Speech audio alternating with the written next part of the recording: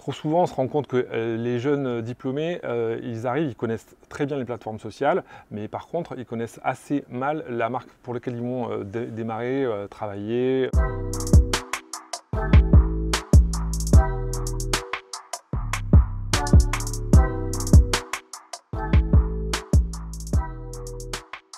Le premier conseil que je pourrais donner, c'est de bien connaître l'histoire de la marque, son ADN. Trop souvent, on se rend compte que les jeunes diplômés, ils arrivent, ils connaissent très bien les plateformes sociales, mais par contre, ils connaissent assez mal la marque pour laquelle ils vont démarrer, travailler. On se rend bien compte que l'histoire de la marque, son ADN, la plateforme de marque, comment elle est construite, ça sert pour construire des posts, ça sert pour des activations sociales. Si je vous prends l'exemple par exemple de Serge Le Lapin, qui est la mascotte de la RATP, mais qui a le premier compte Twitter certifié, du coup on se sert de toute l'histoire de l'entreprise, de la RATP, pour créer des moments de connivence avec nos voyageurs.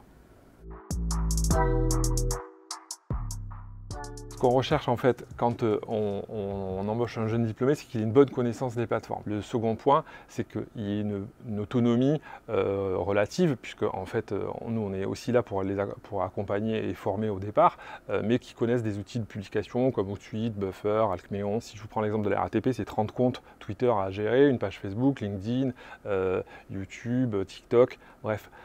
Ça nous permet, nous, de planifier, d'être présents au quotidien sur l'ensemble de ces plateformes. Les conversations sont riches, sont denses, donc on a besoin d'écouter les conversations pour pouvoir répondre, pour pouvoir être réactif, pour pouvoir être agile. Donc on a du VisiBrain, du Talkwalker, des outils somme toute assez classiques, mais des outils qui sont vraiment nécessaires. Par exemple, Outsuite offre des licences gratuites pour un compte, donc ça permet aussi un peu de s'entraîner et d'avoir ce petit plus qui va bien.